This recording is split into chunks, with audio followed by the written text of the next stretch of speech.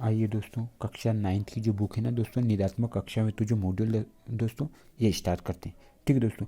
दोस्तों इससे पहले जो वीडियो में दोस्तों ये पूरी बुक दोस्तों, आज ये चैप्टर आखिरी है दोस्तों, भारत में खाद्य सुरक्षा। दोस्तों ये चैप्टर आखिरी है। इससे पहले वाले जो जितने भी चैप्टर है दोस्तों, वो सब अध्याय कंप्लीट हो चुके हैं दोस्तों। ठीक है दोस्तों, आपको पहले वो वीडियो देख लेना दोस्तों, उसके बाद में ये वीडियो आज दोस्तों इस वीडियो में ये आखिरी लास्ट पार्ट है, इसके बाद ख़त्म हो जाएगी ये बुक, है ना। ठीक है दोस्तों, अब देखो स्टार्ट करते हैं कि भारत में खाद्य सुरक्षा। सही विकल्प चुनकर लिखिए। पहला प्रश्न है दोस्तों कि अमूल सरकारी समिति का संबंध किस राज्य से। तो दोस्तों जो अमूल सरकारी समिति है ना दोस्तों, ये गुजरात राज्य में है। ठीक है। अगला प्रश्न है दोस्तों कि राष्ट्रीय काम के बदले अनाज कार्यक्रम कब प्रारंभ किया गया दोस्तों। तो 1977-78 के तहत प्रारंभ किया गया। अगला प्रश्न है कि भारतीय खाद्य सुरक्षा अधिनियम कब पारित किया गया। तो भारतीय खाद्य सुरक्षा अधिनियम 2013 में पारित किया गया। ठीक है। अगला प्रश्न है कि मौसमी भूखमरी किस क्षेत्र से संबंधित है। तो दोस्तों ये कृषि क्षेत्र से संबंधित है। ठीक है। अगला प्रश्न है कि सरकार द्वारा कितने वर्ष में न्यूनतम समर्थन मूल्य घोषित होता है। दोस्तों 1 वर्ष के। दोस्तों जो किसान होंगे ना दोस्तों, वो समझते होंगे कि न्यूनतम समर्थन मूल्य क्या होता है दोस्तों। एक सरकार के द्वारा एक किसी, जैसे गन्ना हुआ, सोयाबीन मक्का जैसे खाद्य फसलों पे, ठीक है दोस्तों, उस पर एक फिक्स पे मूल्य प्राइस सरकार की तरफ से रखा जाता है कि आप ये के 24 रुपये किलो या 25 रुपये किलो। ठीक है दोस्तों, ये जिसे न्यूनतम समर्थन मूल्य कहा जाता है। ठीक है। अगला प्रश्न है कि खाद्य सुरक्षा का क्या अर्थ है। ठीक है। तो खाद्य सुरक्षा का भोजन की उपलब्धता, भोजन की पहुंच और भोजन प्राप्त करने का सामर्थ्य। ठीक है दोस्तों, तो उपरोक्त सभी। ठीक है। अगला प्रश्न है रिक्त स्थान की पूर्ति कीजिए। ठीक है। अगला प्रश्न है कि मदर डेयरी राज्य से संबंधित है। तो दोस्तों जो मदर डेयरी राज्य से संबंधित है, तो कौन से राज्य से संबंधित है दोस्तों। ये मदर जो डेयरी है दोस्तों, ये दिल्ली राज्य, केंद्र शासित या गुजरात। ठीक है दोस्तों, मदर डेयरी किस राज्य से संबंधित है। ठीक है दोस्तों, इसका आंसर आएगा दिल्ली से। ठीक है, दिल्ली से संबंधित। ठीक है दोस्तों, अब दिल्ली राज्य दोस्तों एक केंद्र शासित प्रदेश है। ठीक है। अब देखो अगला है कि अंत्योदय अन्न योजना या अन्नपूर्णा योजना लागू की गई। तो 2000 में अंत्योदय या अन्नपूर्णा योजना लागू की गई। कि बंगाल में सबसे विनाशकारी अकाल वर्ष पड़ा। तो 1943 में समय बंगाल में विनाशकारी अकाल पड़ा। अगला प्रश्न, सरकार ने गरीबी रेखा के नीचे के लोगों के लिए जारी किया गया है। तो बीपीएल कार्ड, क्या क्या जारी किया है, बीपीएल कार्ड। अगला प्रश्न, उचित दर वाले दुकानों में बाजार कीमत से कीमत पर राशन बेचा जाता है। तो कम कीमत पर। ठीक है, कि उचित दर वाली दुकानों में बाजार कीमत से कम कीमत पर राशन बेचा जाता है। ठीक है। अगला प्रश्न है सत्यासत्य, है ना, कि गरीबी रेखा के ऊपर वाले लोगों के लिए बीपीएल कार्ड है। तो दोस्तों असत्य, क्योंकि गरीबी रेखा के जो नीचे वाले लोगों के लिए बीपीएल कार्ड है। ठीक है। अगला प्रश्न है कि काम के बदले अनाज योजना 1977-78 में प्रारंभ की गई थी दोस्तों। तो राष्ट्रीय काम, दोस्तों ये पहला जो ऑप्शन है दोस्तों दूसरा, इसमें कि राष्ट्रीय काम के बदले अनाज कार्यक्रम का प्रारंभ 1977-78। तो दोस्तों 1977-78 में प्रारंभ हुई। तो दोस्तों ये सत्य प्रारंभ हुई। ठीक है। अगला प्रश्न है कि इंदिरा गांधी ने श्वेत क्रांति पर डाक टिकट जारी किया। तो दोस्तों असत्य। ठीक है, डाक टिकट जारी नहीं किया। ठीक है, तीसरा क्या आएगा दोस्तों, असत्य। देखो अब चौथा प्रश्न है, आपको दिख रहा होगा कि खाद्य की कमी के कारण कीमतें अधिक हो जाती है। कि खाद्य की कमी के कारण कीमतें अधिक हो जाती है। ठीक है दोस्तों, हाँ, तो दोस्तों खाद्य कम भी होगा दोस्तों, तो उसकी कीमतें क्या होगी, बढ़ जाएगी। ठीक है दोस्तों। अगला प्रश्न है कि कि बंगाल का अकाल गेहूं की कमी के कारण हुआ था। तो दोस्तों असत्य। ठीक है, गेहूं के बंगाल में सबसे ज़्यादा दोस्तों पश्चिम बंगाल में है ना, बंगाल या वहाँ पे दोस्तों बंगाल को क्या होता है दोस्तों, चावल होता है। ठीक है, धान। ठीक है। अगला प्रश्न है सही जोड़ी वाला। ठीक है, कि श्वेत क्रांति किससे संबंधित है दोस्तों। श्वेत क्रांति दोस्तों दूध और दुग्ध उत्पादन से। ठीक है, श्वेत क्रांति यह दूध उत्पादन से। ठीक है, तो पहले का आंसर ये हो जाएगा। दूसरा है कि उचित मूल्य की दुकान में मिलता है। तो उचित दुकान में दोस्तों क्या मिलता है दोस्तों, चीनी खाद्यान्न का भंडार। ठीक है, ये दूसरे का आंसर हो जाएगा। तीसरा है कि भारतीय खाद्य सुरक्षा अधिनियम, तो भारतीय खाद्य सुरक्षा अधिनियम कब लागू हुआ दोस्तों? 2013 अन्नपूर्णा योजना के साथ जोड़ी हुई, ठीक है, तीसरे का आंसर ये हो जाएगा। चौथा है अंत्योदय अन्न योजना, जो अन्न योजना है दोस्तों ये सार्वजनिक वितरण प्रणाली पर है, चौथे का आंसर ये हो जाएगा। पांचवा गेहूं क्रांति नामक एक विशेष डाक टिकट ये 1968 में जारी हुआ, पांचवा का आंसर ये हो जाएगा, ठीक है। अगला प्रश्न है दोस्तों कि एक शब्दी वाक्य में उत्तर दीजिए, ठीक है। अब पहला प्रश्न है कि लक्षित सार्वजनिक वितरण प्रणाली कब लागू की गई, ठीक है दोस्तों। तो इसका आंसर लिखेंगे दोस्तों, जो लक्षित सार्वजनिक वितरण प्रणाली कब लागू की गई दोस्तों? 1997 में लागू की गई, ठीक है। कि लक्षित सार्वजनिक वितरण प्रणाली सन 1997 में लागू की गई। दोस्तों आपको इतना लिखना आना चाहिए, ठीक है, कि जैसे किसी प्रश्न का उत्तर डायरेक्ट आप ऐसे भी लिख सकते हो, लेकिन एक वाक्य में दोस्तों आपकी लक्षित सार्वजनिक वितरण प्रणाली सन 1997 में लागू की गई थी, ठीक है। देखो अगला प्रश्न है कि भारतीय खाद्य निगम या FCI के कार्य लिखिए, ठीक है। तो इसके क्या कार्य है दोस्तों? कि खाद्यान्न एवं अन्य खाद्य पदार्थ की खरीद भंडार परिवहन वितरण और बिक्री करना है, ठीक है। आंसर लिखेंगे खाद्यान्न एवं अन्य खाद्य पदार्थ की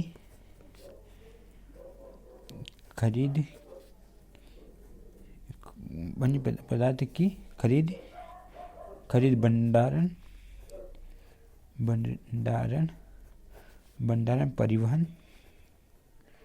भंडारण परिवहन वितरण और बिक्री करना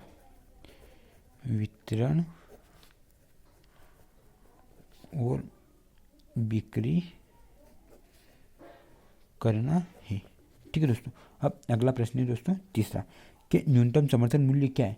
तो दोस्तों न्यूनतम समर्थन मूल्य क्या है दोस्तों? सरकार द्वारा फसल के आने से पूर्व अनाज की कीमत घोषित करना, ठीक है दोस्तों। जो प्रत्येक वर्ष एक वर्ष में न्यूनतम समर्थन मूल्य पहले जो ऑप्शन में था दोस्तों वो वाला, ठीक है। अब यहाँ लिखेंगे दोस्तों कि सरकार द्वारा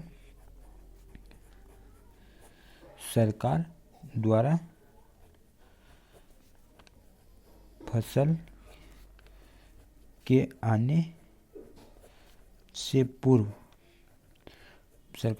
आने से पूर्व अनाज की कीमत घोषित करना,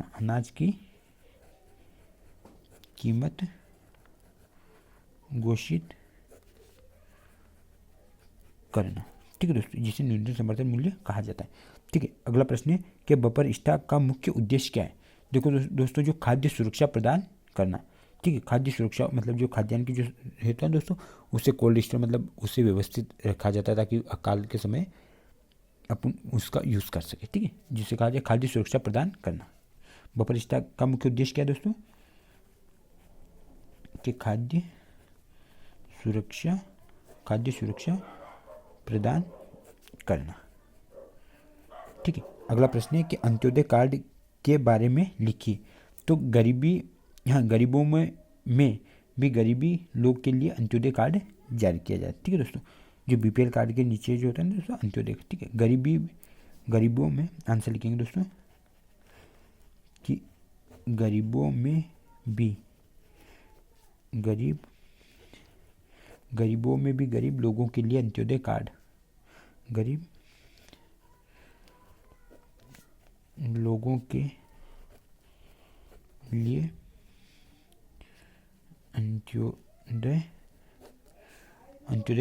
अंत्योदय कार्ड, ठीक है। जो दोस्तों गरीब लोगों में भी गरीब लोग हैं ना दोस्तों उसके लिए अंत्योदय कार्ड जारी किया जाता है, ठीक है। अब अति लघुत्री प्रश्नों, ठीक है दोस्तों। अब ये अति लघुत्री वाले प्रश्न दोस्तों इसको स्टार्ट करते हैं ना।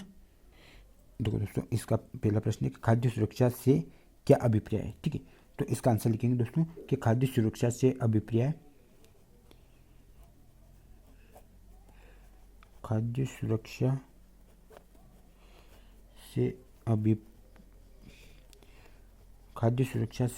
सभी लोगों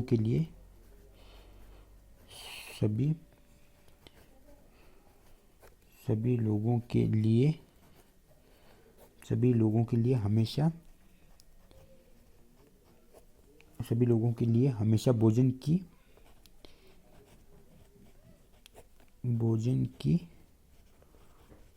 उपलब्धता पहुंच और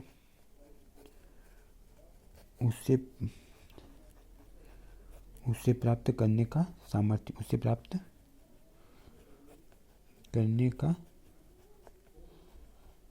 सामर्थ्य खाद्य सुरक्षा कहलाता है। ठीक है दोस्तों। अब दूसरा प्रश्न दोस्तों, ये वाले प्रश्न स्टार्ट करते हैं दोस्तों। दूसरा प्रश्न है, खाद्य सुरक्षा के कितने आयाम होते हैं? ठीक है दोस्तों।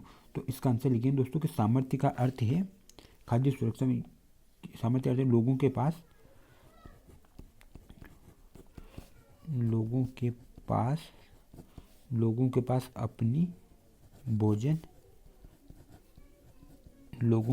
अपनी भोजन की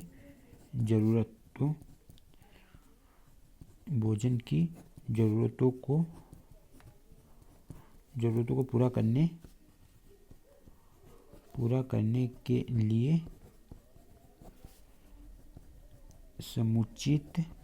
के लिए समुचित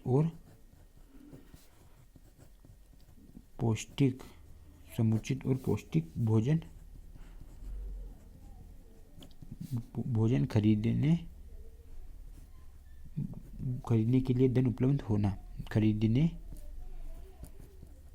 के लिए धन उपलब्ध हो। ठीक है दोस्तों। अब तीसरा प्रश्न है कि खाद्य सुरक्षा की आवश्यकता क्यों है? ठीक है, तो खाद्य सुरक्षा की आवश्यकता क्यों दोस्तों? तो इसका आंसर लिखेंगे दोस्तों कि आपात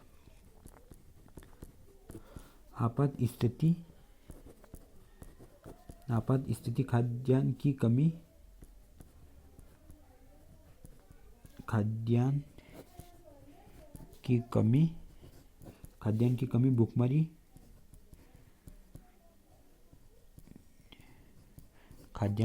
भूखमरी और अकाल को रोकने के लिए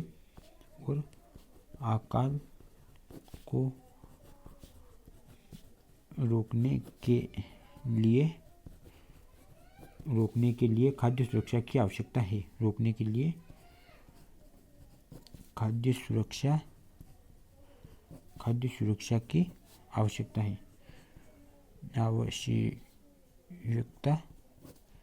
ठीक है दोस्तों। अब चौथा प्रश्न है दोस्तों कि बंगाल के अकाल से चावल की कीमतों में भारी वृद्धि से सबसे अधिक कौन लोग प्रभावित हुए थे? ठीक है, तो दोस्तों जो बंगाल में जो अकाल पड़ा था दोस्तों, उसके बारे में। तो चावल की कीमतों में भारी वृद्धि से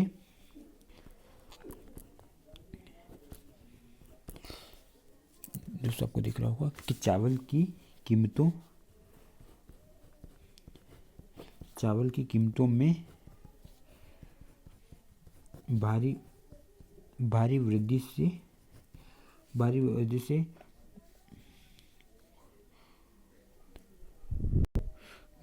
से मछुआरे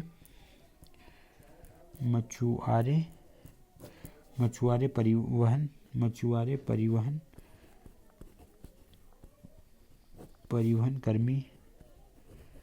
कर्मी और अन्य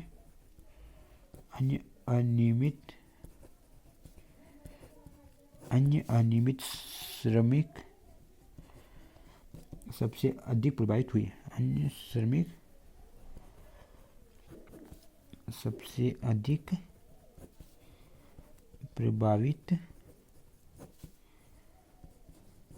ठीक है दोस्तों। अब पांचवा प्रश्न है दोस्तों कि खाद्य सुरक्षा प्रणाली के दो घटक बताइए। तो एक तो दोस्तों बफर स्टॉक और सार्वजनिक वितरण प्रणाली। बफर स्टॉक, ठीक है दोस्तों, कि खाद्य सुरक्षा प्रणाली के दो घटक है दोस्तों, एक तो बफर स्टॉक है और दूसरा है दोस्तों सार्वजनिक वितरण प्रणाली। सार्वजनिक वितरण प्रणाली। ठीक है दोस्तों। देखो अगला प्रश्न है कि भूखमरी से आप क्या समझते हैं? तो भूखमरी एक ऐसी स्थिति है जिसमें खाद्यान्नों का संकट उत्पन्न हो जाने के कारण प्राणी भूखों से मरने लगता है। ठीक है, इसका आंसर लिखेंगे दोस्तों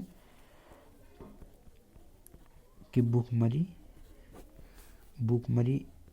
एक ऐसी है ना, भूखमरी एक ऐसी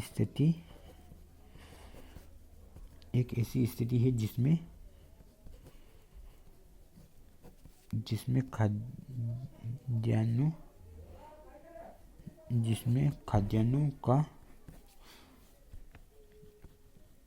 खाद्यान्नों का संकट उत्पन्न हो जाने के कारण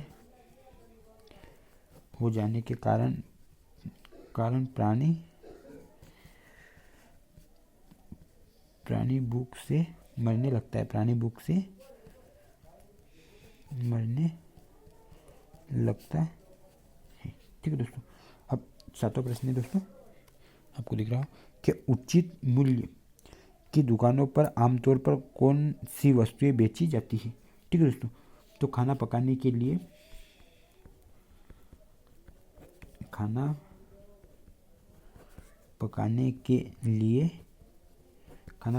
लिए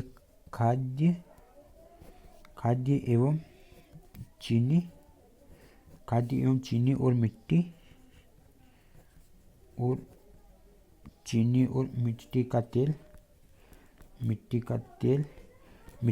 दोस्तों जिसे कड़वा तेल या घासलेट या केरोसिन, ठीक है, मिट्टी का तेल जैसी वस्तुएं आमतौर पर उचित मूल्य की दुकानों पर बेची जाती है। आमतौर पर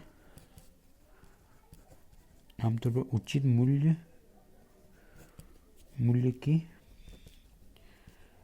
दुकानों पर बेची जाती है।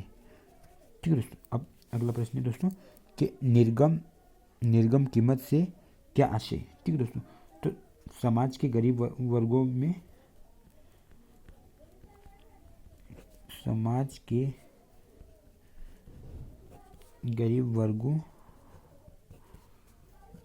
में बाजार कीमत से कम मूल्य पर अनाज वितरण किया जाता है, अनाज वितरण किया जाता है। इस कीमत को निर्गम कीमत कहते हैं। किया जाता है, इस कीमत को निर्गम कीमत कहते हैं। ठीक है दोस्तों, अब अगला प्रश्न है दोस्तों, 9वां प्रश्न आपको दिख रहा होगा कि सब्सिडी से क्या आशय है। ठीक है, तो सब्सिडी वह भुगतान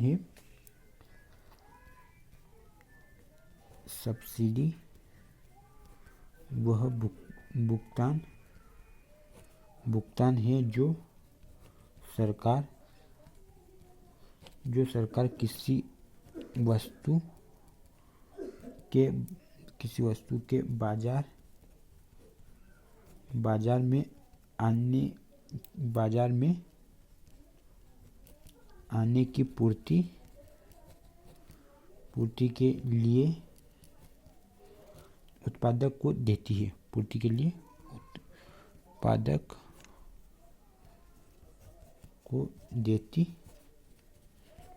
ठीक है दोस्तों, अब देखो अगला प्रश्न है दोस्तों, 10वां प्रश्न है। ठीक है, आपको दिख रहा हो कि उन राज्यों के नाम बताइए जहां खाद्य की दृष्टि से असुरक्षित लोगों की सर्वाधिक संख्या है। ठीक है दोस्तों, तो दोस्तों एक तो बिहार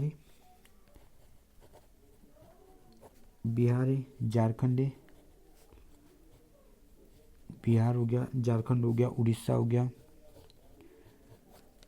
पश्चिम बंगाल,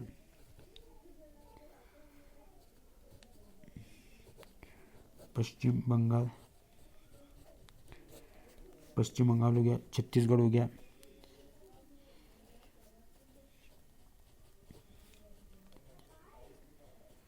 छत्तीसगढ़ हो गया, मध्य प्रदेश,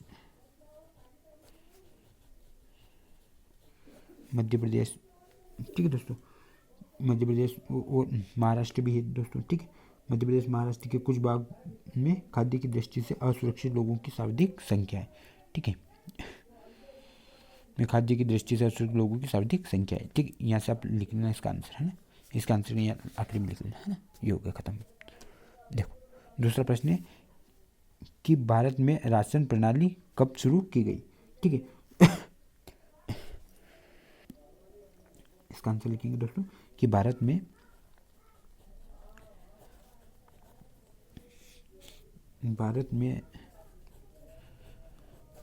राशन प्रणाली 1920 के दशक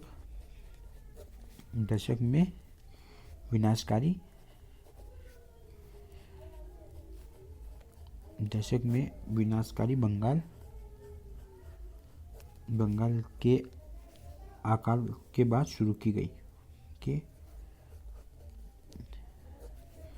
अकाल के बाद शुरू की गई थी, ठीक है दोस्तों। अब जो 12वां प्रश्न है दोस्तों, इसका आंसर लिखेंगे राष्ट्रीय खाद्य सुरक्षा अधिनियम 2013 क्या है, ठीक है। अब देखो दोस्तों, मैंने जो अभी सामाजिक विज्ञान की बुक चल रही है दोस्तों, ये आखिरी चैप्टर है, ये खत्म हो जाएगा दोस्तों। अब मैंने गणित के भी आधे चैप्टर करवा दिए दोस्तों, और बचे हुए चैप्टर वो भी करवाऊंगा दोस्तों, कक्षा 9वीं के और 10वीं के भी करवा रहा हूँ दोस्तों। और अभी जो हिंदी की बची हुई है दोस्तों, हिंदी को भी स्टार्ट करेंगे, है दोस्तों। आपको वीडियो पसंद आए ना दोस्तों तो लाइक कर देना, और अपने दोस्तों के साथ शेयर करना दोस्तों, और अपने चैनल को दोस्तों सब्सक्राइब कर लेना, ठीक है। और ठीक है दोस्तों, और आपको किसी प्रकार की कोई समस्या हो दोस्तों कि ये समझ में नहीं आ रहा कि ये बुक करवाओ, ये इसका प्रश्न का उत्तर क्या होगा दोस्तों, तो आप कमेंट में दोस्तों लिख लेना। और दोस्तों ये मेरे कॉन्टैक्ट नंबर है, आपको कोई दिक्कत हो ना दोस्तों तो आप इस नंबर पे आप कॉल करके दोस्तों पूछ सकते हो आप, ठीक है। आपको लगे तो दोस्तों कॉल करना, तो ठीक है, कोई बात ही नहीं, ठीक। और दोस्तों आप कमेंट करो, और अपने दोस्तों के साथ दोस्तों ये जो अपना चैनल है दोस्तों इसको शेयर कर दिया करो, ठीक है। और आप भी वीडियो को दोस्तों ज़्यादा से ज़्यादा देखा करो और लाइक कर देना, ठीक है। चलो 12वां प्रश्न देखते हैं कि राष्ट्रीय खाद्य सुरक्षा अधिनियम 2013 क्या है दोस्तों। इसका आंसर लिखिए कि यह